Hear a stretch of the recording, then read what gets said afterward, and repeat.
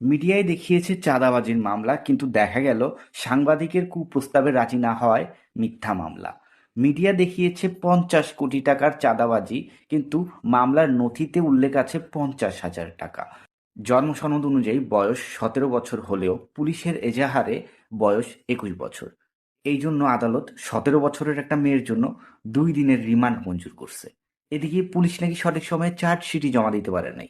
সবচেয়ে মজার বিষয় হচ্ছে যে বাদী যেই সাংবাদিক তার বিরুদ্ধে আগেও প্রতারণার অভিযোগ এবং অশুভ আচরণের অভিযোগ রয়েছে।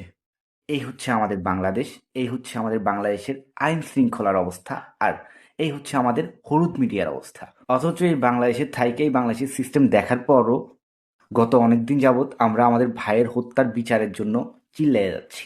না, মানে খুব অবাক করার একটা বিষয় যে একটা ঘুমন্ত মেয়েকে টেনে হিচড়ে হোস্টেল থেকে ডিরেক্ট থানায় নিয়ে আসা, তার নামে মিথ্যা মামলা দায়ের করা, যেখানে তার মামলার নথিতে উল্লেখ আছে 50,000 টাকা, সেখানে মিডিয়া প্রচার করছে 50 কোটি টাকা চাঁদাবাজি।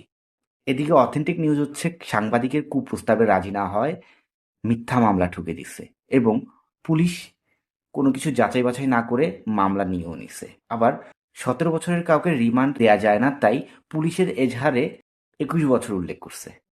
কি মগরমূল্য, কি সিস্টেম!